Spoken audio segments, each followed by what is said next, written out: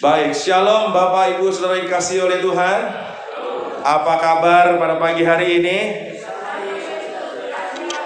Amin. Bersama Yesus dahsyat luar biasa ya. Hari-hari ini kita perlu mengatakan bersama Yesus saya selalu sehat luar biasa. Amin.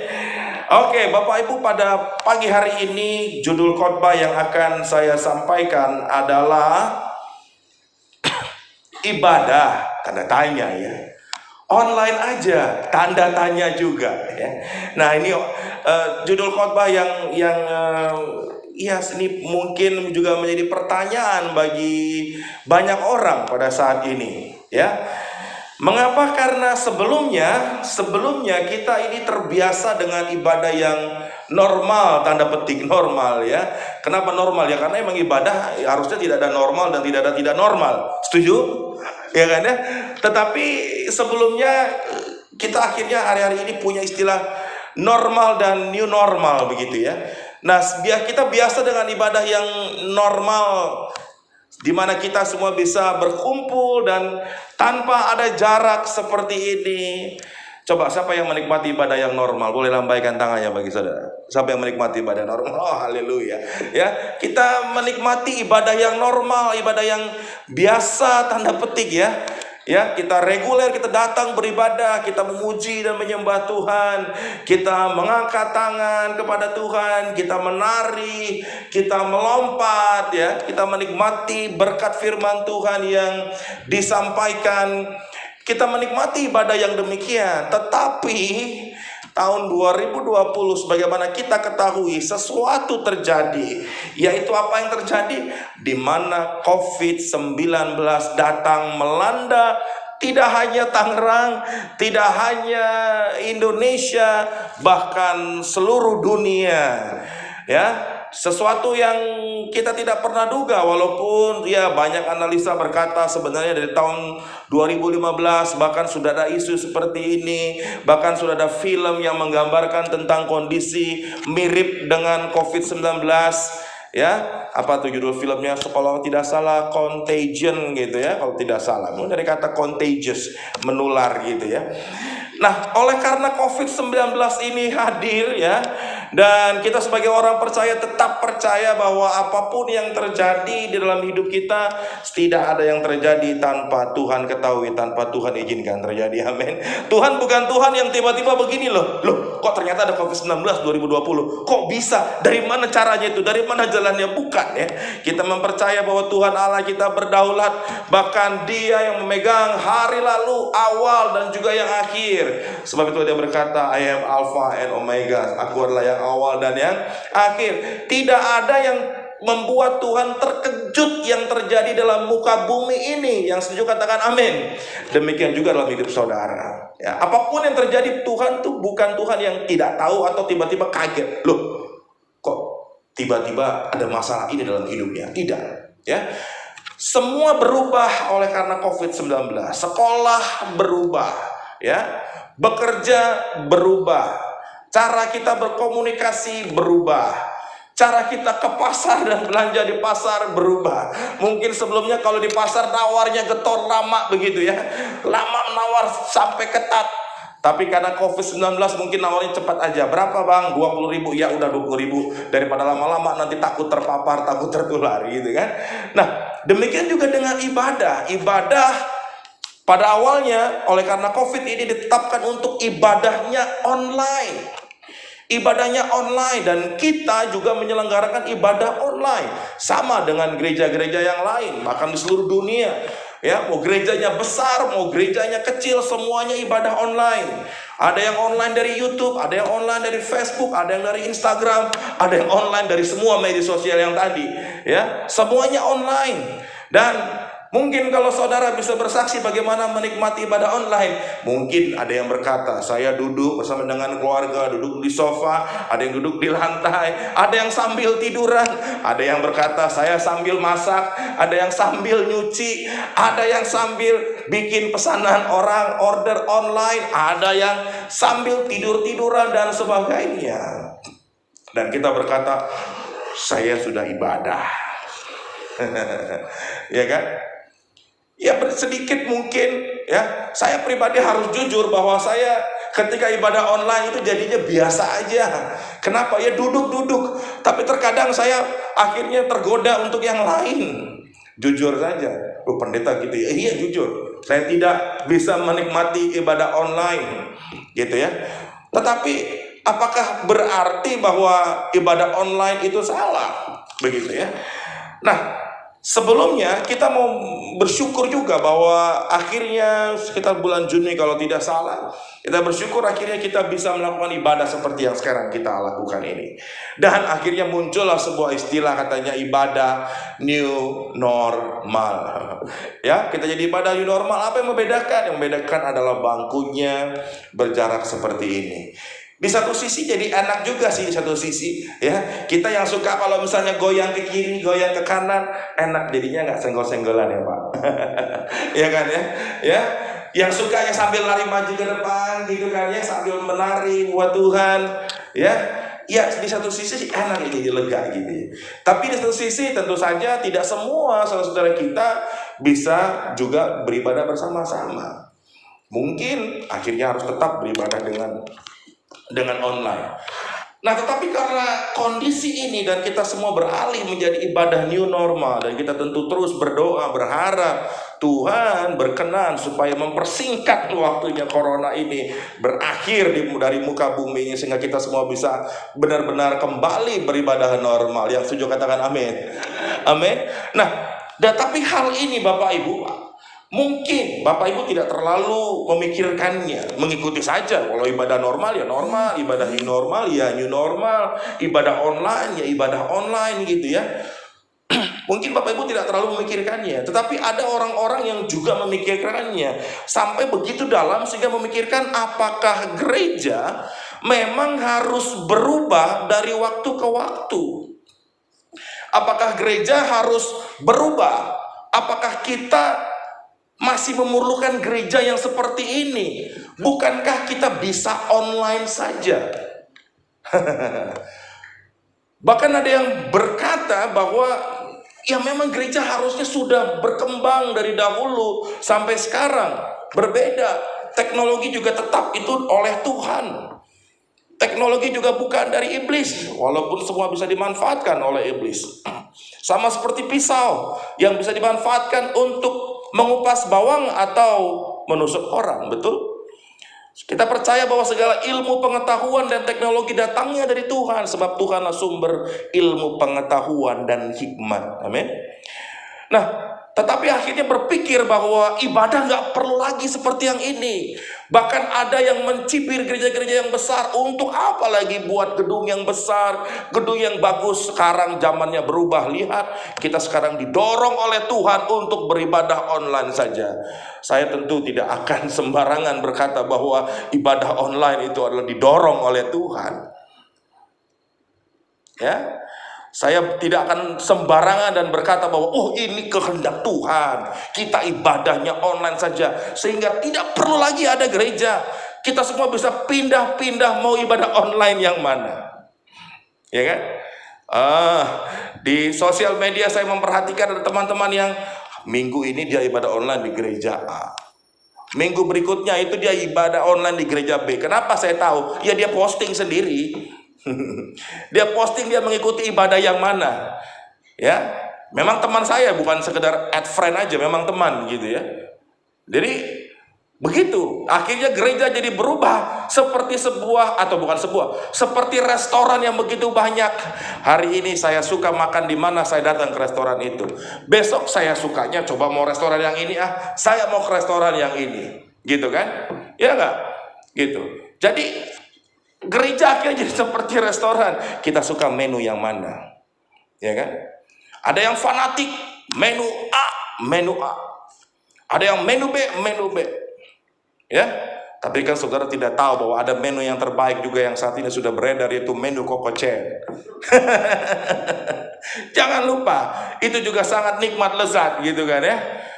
Nah, gereja akhirnya bisa berubah menjadi seperti sebuah restoran di mana kita mau pilih-pilih yang mana.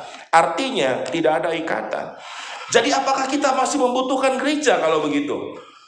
Bukankah Tuhan katanya, bukankah Tuhan sudah memfasilitasi online? Jadi kita semua jadi gereja Kristus Yesus Tuhan. Tidak ada lagi denominasi katanya.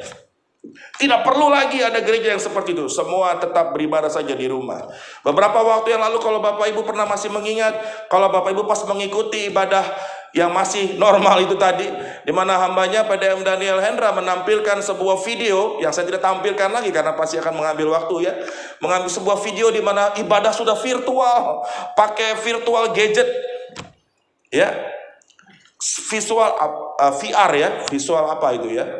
Nah, semua tinggal bangun ya, lihat mau ibadah apa, pilih-pilih dan sebagainya. Apakah memang itu arah yang Tuhan mau? Atau justru itu adalah penyesatan? Katakan wow. Wow, kita mesti waspada dengan hal ini. Ya. Nah, bagi saya, dan saya percaya bahwa ini bukan sekedar pendapat saya pribadi. Sampai di sana saya gumulkan, saya renungkan akan hal ini. Bagi saya, ibadah online adalah sebuah ibadah alternatif. Amin. Ibadah online adalah sebuah ibadah alternatif. Saat kondisi seperti ini memang pemerintah menetapkan kita ibadah online pada waktu itu, maka kita ibadah online. Alternatif, bukan yang utama. Sebuah ibadah online adalah ibadah alternatif. Kalau Bapak Ibu tidak bisa hadir datang ke gereja oleh karena sakit penyakit, Bapak Ibu mengikuti ibadah online. Sebuah alternatif. Tapi kalau Bapak Ibu dalam keadaan yang sehat, keadaan yang baik-baik saja, maka bukanlah ibadah online yang menjadi pilihan. Yang setuju katakan yes. Ya, Pak, maaf saya tidak bisa ke gereja pada hari ini. Kenapa? Karena kepala saya pusing, Pak. Kalau memang kepala pusing dan jalan sampai sempoyongan dan bisa jatuh, naik motor bisa resiko jatuh kecelakaan, iya ibadah online. Tapi kalau pusingnya cuma pusing-pusing sedikit dan kemudian sebenarnya Bapak Ibu bergerak malah jadi sembuh, kenapa tidak ibadah online? Pak, maaf saya tidak bisa ibadah pada hari ini atau minggu lalu, Pak. Kenapa? Karena panu saya kumat, Pak. Beredar di mana-mana, Pak. Tidak menghalangi Bapak Ibu untuk hadir, datanglah. Amin. Intinya, kalau Bapak Ibu masih bisa datang ke sebuah ibadah, maka datanglah. Mengapa saya mengatakan demikian? Mari kita lihat yang pertama apa yang firman Tuhan katakan tentang gereja, tentang jemaat. Karena gereja di mana di dalamnya kita beribadah itu berbicara mengenai keluarga rohani. Semua katakan keluarga rohani. Bapak Ibu, bicara mengenai keluarga, saya mau tanya, apakah saya, ya katakanlah saya, bukan keluarganya Pak Yakub, nggak ada hubungan, bukan paman, bukan tulang, bukan opung, bukan engkong, bukan. Saya mau tanya, Pak Yakub, Pak, saya mau makan di rumah Bapak, saya mau tidur di rumah Bapak, boleh nggak Pak? Boleh. Seterusnya Pak? Jangan. Kenapa Pak? Kenapa? Karena Pak Yakub mikir, dari body saya Pak Yakub udah duga-duga, kira-kira saya makan berapa piring. Kalau sehari boleh ya Pak? Tetapi kalau untuk seterusnya, tentu saja tidak boleh. Mengapa? Karena saya bukan bagian dari keluarga. Bahkan jangan-jangan Pak Yakub curiga. Jangan-jangan nanti saya akan melakukan sesuatu buat Pak Yakub. Mungkin hartanya saya ambil, BPKB-nya saya ambil, saya gadaikan. Sertifikat rumahnya saya ambil, saya gadaikan. Semuanya saya jadikan uang. Pak Yakub bingung akhirnya. Ya kan? Kehilangan semua hartanya. Ya kan? Kenapa? Karena bukan keluarga. Tetapi karena keluarga, seperti anak kita, walaupun anak kita nakal, walaupun anak kita kurang baik, tetapi karena anak kita sebagai orang tua, kita tetap mengasihi, setuju? Sebagai orang tua kita tetap menerima. Mungkin kita nonton di film-film atau dengar cerita sebagian orang, pergi engkau bukan anakku lagi. Tapi pas sudah pergi, dia mikir, dia merindukan anaknya, akhirnya dia datang juga jemput anaknya. Itulah hati orang tua, itulah hati dalam sebuah keluarga. Nah, kita lihat bahwa memang inilah yang dinyatakan oleh Tuhan. Inilah yang Tuhan mau mengenai gereja di mana di dalamnya kita beribadah. Di dalam early church, gereja pada awalnya di dalam Kisah Para Rasul 2. Saya berharap Bapak Ibu yang melihat ke TV atau melihat ke sini bisa tetap membaca dengan jelas. Karena ayatnya tidak saya pecah-pecah supaya bisa langsung kelihatan semua. Mari kita lihat Bapak Ibu. orang yang menerima. Semua katakan menerima. Pada saat itu ketika orang-orang percaya, murid-murid Tuhan berkumpul di atas atap rumah mereka, soto rumah, dan kemudian mereka berdoa menantikan pencurahan Roh Kudus, dan kemudian Roh Kudus dicurahkan, di mana mereka menerima karunia berbahasa lidah, berbahasa roh, berbahasa-bahasa yang asing yang baru bagi mereka, dan orang-orang di luar sana mencibir mereka, nyinyir katanya bahasa sekarang, bahwa mereka ini sedang mabuk anggur. Kemudian Petrus tampil berdiri, oleh karena Roh Kudus dia berkhotbah, dan kemudian begitu banyak orang menerima perkataannya. Apakah fokus dari perkataan Tuhan, perkataan daripada Petrus, perkataan apa yang diterima? Bahwa Yesus Kristus adalah Tuhan. Dan mereka menerimanya, artinya mereka menjadi percaya kepada Yesus Kristus, dan memberi diri dibaptis. Mereka memberi diri mereka dibaptis, dan jumlah mereka pada waktu itu bertambah kira-kira 3.000 jiwa. Katakan wow. Wow, 3.000. Ya, sungguh luar biasa bagaimana Tuhan berkarya. Kemudian mari kita lihat, this is church, inilah gereja. Mereka apa? Bertekun apa? Dalam pengajaran rasul-rasul. Mereka bertekun. Kalau orang yang bertekun, pasti di dalamnya ada yang namanya komitmen. Katakan yes. Komitmen. Tidak mungkin kita bertekun tanpa adanya komitmen untuk mau mengikuti pengajaran rasul-rasul. Sebab itulah di dalam gereja kita memberikan pengajaran-pengajaran kebenaran firman Tuhan, yang bukan hanya menyenangkan telinga, tapi kita mengatakan apa yang memang harus dikatakan di tempat ini. Amin. Baik itu pembicara yang dari luar maupun pembicara yang dari dalam, semuanya sama-sama dipakai oleh Tuhan, diberkati, diurapi oleh Tuhan untuk menyampaikan isi hatinya Tuhan. Katakan yes. Tidak peduli dia pendeta yang terkenal ataupun gak ada yang kenal. Setiap firman Tuhan disampaikan, firman Tuhan disampaikan dengan penuh kuasa, dan kehendak Allah yang dinyatakan, bukan kehendak pembicara. Amin. Haleluya. Dan pengajaran rasul-rasul dan dalam persekutuan. Bapak Ibu, kita bukan jadi gereja yang terpisah-pisah. Di sini Alkitab menunjukkan dengan jelas dalam persekutuan, sehingga setiap saudara tidak bisa tidak dalam sebuah persekutuan. Ketika Bapak Ibu hanya berfokus mengikuti perkembangan zaman, katanya ibadahnya online saja, di rumah saja, persekutuan tidak terjadi. Setuju? Kan persekutuannya di udara, Pak. Tuhan tidak pernah berbicara mengenai persekutuan di udara. Kok Bapak bisa bilang begitu? Nanti sebentar lagi kita akan lihat slide berikutnya. Kita lihat dulu di sini. Dan mereka selalu apa? Berkumpul. Bapak Ibu, kalau Alkitab elektronik nggak bisa highlight per kata kan ya? Highlightnya per ayat, betul tidak? Ya, kalau Bapak Ibu masih pakai Alkitab yang lama, yang pakai buku, nah di highlight Bapak Ibu, bisa dilihat di situ. Ya, dan mereka selalu berkumpul. Artinya ibadah gereja itu selalu dalam bentuk berkumpul. Berkumpul seperti ini. Ini yang Tuhan mau. Nanti kita akan lihat bahwa ini adalah desain Tuhan, bukan hanya di Kisah Para Rasul 2. Tapi ini adalah desain Tuhan dari awal. Jadi apa yang sudah Tuhan desain dari awal, bahkan sampai perjanjian baru sama, maka sampai saya yakin, sekalipun teknologi sudah nanti, teknologinya udah hologram, saya tetap yakin Tuhan mau kita berkumpul. Amin. Ya, berkumpul untuk apa? Untuk memecahkan roti dan berdoa. Memecahkan roti tentu saja ditafsirkan, bicara mengenai memecahkan roti, membedah firman Tuhan, membicarakan firman Tuhan, membahas firman Tuhan, tapi juga bisa diartikan sebagai harfiah, memecahkan roti sambil makan. Jadi dalam berbicara mengenai gereja, bicara mengenai ibadah, itu harus ada komitmen untuk sama-sama mendengarkan, menerima pengajaran rasul-rasul, artinya dari hamba-hamba Tuhan. Karena rasul adalah orang-orang yang diangkat oleh Tuhan itu sendiri. Ya, jadi hamba-hamba Tuhan maksudnya. Dan kemudian dalam persekutuan dan harus berkumpul.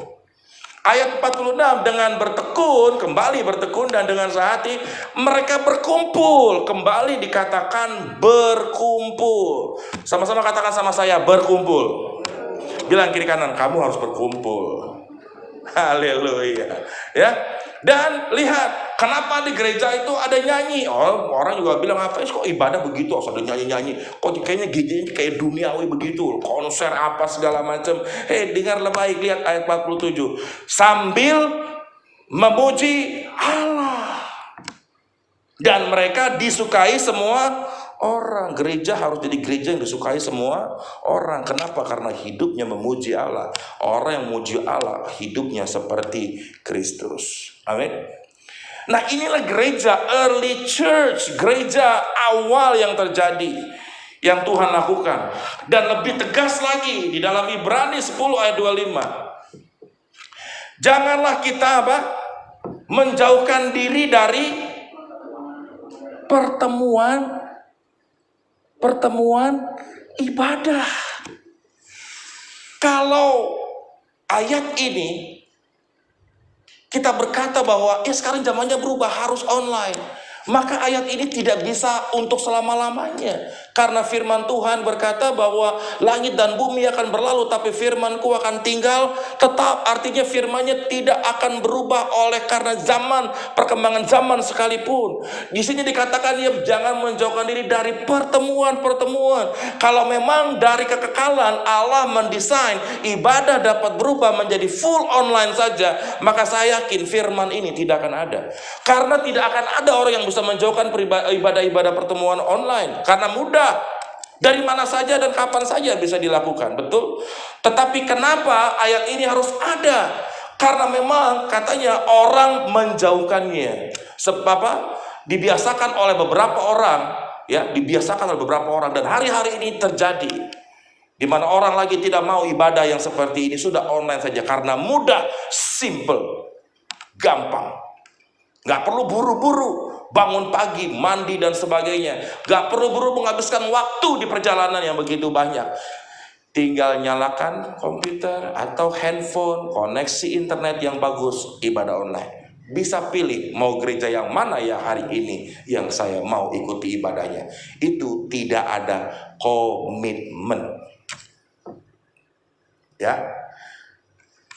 Justru firman Tuhan mengatakan kepada kita justru harus semakin giat melakukan ibadah, berkumpul, pertemuan. Saya bersyukur Alkitab menuliskan ada kata pertemuan.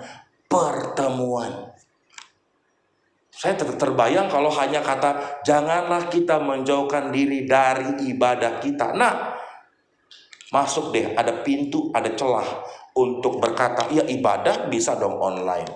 Tapi saya bersyukur ada kata yang tegas, pertemuan. Artinya dalam sebuah gereja ada banyak pertemuan. Ada pertemuan ibadah raya, ada pertemuan komsel, ada pertemuan doa fajar, ada pertemuan doa puasa. Dan Tuhan katakan, janganlah kita menjauhkan diri dari pertemuan itu. Saya bersyukur katanya juga kata pertemuan. Kalau hanya pertemuan ibadah, nanti akan berkata, ibadah raya aja Pak. Tapi firman Tuhan mengatakan, jangan menjauhkan diri dari pertemuan. Apa pertemuan yang diadakan oleh gereja ini, di mana kita berkomitmen datang, hadir, ikuti. Amin. Nah, apakah memang hanya di kisah para rasul Tuhan berbicara mengenai gereja? Ya, sebenarnya di Yakub juga, makanya ada gereja Bethel itu juga Yakub juga pertama kali mendirikan yang namanya Bethel, rumah Tuhan. Tetapi itu masih pertengahan. Saya mau yang ke awal sekali. Kita lihat bahwa gereja yang pertama. Lihat, ketika mereka mendengar bunyi langkah Tuhan Allah, semua katakan mendengar. Saya mau tanya, kalau Bapak Ibu bisa mendengar saya, berarti Bapak Ibu bersama dengan saya atau tidak? Bersama. Kalau saya dari jauh sekali, Bapak bisa mendengar saya atau tidak? Bisa kalau pakai handphone, teleponan, ya kan ya? Ya. Tetapi lihat di sini, ketika mereka mendengar bunyi langkah Tuhan Allah yang berjalan-jalan dalam taman itu pada waktu hari sejuk, Bersembunyilah manusia dan istrinya itu terhadap Tuhan Allah di antara pohon-pohonan dalam taman. Allah bisakah berbicara kepada Adam dan Hawa tanpa Allah hadir di tengah-tengah itu benar-benar kepada Adam dan Hawa? Bisa. Allah bisa berbicara langsung ke dalam hatinya Adam. Bisa. Tetapi di sini kita bisa melihat bahwa di mana Allah menunjukkan bahwa ibadah, gereja, pertemuan itu harus terjadi. Allah hadir langsung di tengah-tengah mereka, di tengah-tengah Adam dan Hawa, di mana Alkitab berkata sampai mereka bisa mendengarkan bunyi langkah Allah. Ini bicara mengenai gereja, ini bicara mengenai ibadah. Memang pada waktu itu, ya kalau yang udah BPN biasanya inilah Allah yang mendirikan gereja, membangun sebuah keluarga. Tetapi ini tidak hanya bicara mengenai keluarga, ini bicara juga mengenai gereja. Walaupun kata gereja belum muncul. Karena Tuhan menunjukkan dari awalnya bahwa Ia Allah yang hadir di tengah-tengah mereka, bersama-sama dengan mereka. Allah ingin bersama-sama dengan mereka. Kemudian ayat selanjutnya, tetapi Tuhan Allah memanggil manusia itu dan berfirman kepadanya, di manakah engkau? Tetapi Adam dan Hawa bersembunyi oleh karena dosa. Tetapi lihat respon Allah tetap memanggil mereka. Allah hadir, Allah membangun, Allah menciptakan manusia karena Allah ingin sebuah keluarga. The first family dibangun. Tetapi keluarga bicara mengenai gereja. Pertemuan terjadi antara Allah, Adam, dan Hawa. Sekali lagi, Allah bisa berkomunikasi dengan Adam dan Hawa tanpa hadir di tengah-tengah mereka. Bisa, sebab Dia Allah yang tidak ada yang mustahil bagi Dia. Tetapi Allah menunjukkan bahwa Dia harus hadir di tengah-tengah Adam dan Hawa, memberikan sebuah model bagi kita. This is church. Inilah gereja, inilah persekutuan, inilah perkumpulan, inilah pertemuan ibadah. Adam dan Hawa mendengarkan khotbahnya langsung dari Allah. Amin. Wow, this is church, inilah gereja. Dan lebih tegas lagi, wah, saya harus hati-hati dengan waktu ya. Mari kita lihat dengan cepat berarti sekarang. Efesus 5 ayat 31. Sebab itu, ya, mengapa saya katakan Adam dan Hawa diciptakan menjadi keluarga, itu juga bicara mengenai gereja. Kita lihat di Efesus jelas sekali. Sebab itu laki-laki akan meninggalkan ayahnya dan ibunya dan bersatu dengan istrinya sehingga keduanya itu menjadi satu daging. Family, keluarga, menikah, suami istri. Mereka menjadi suami istri. Tetapi ternyata suami istri itu bicara mengenai ayat 32. Rahasia ini besar, tetapi yang aku maksudkan ialah hubungan Kristus dan jemaat. Amin. Hubungan suami istri berbicara mengenai hubungan Kristus dan jemaat. Berbicara mengenai gereja. Sebab itulah ketika Allah menjadikan Adam dan Hawa menjadi suami istri, Allah berbicara mengenai hubungan Allah dengan jemaat. Kristus dengan jemaat. Church, gereja. Hari ini kita belajar ya. Nah, karena memang keluarga itu bicara mengenai hubungan antara Kristus dan jemaat. Sebab itulah Paulus mengajarkan kepada Timotius bahwa semua orang percaya itu disebut sebagai keluarga Allah. Semuanya itu kutuliskan kepadamu walaupun kuharap segera dapat mengunjungi engkau.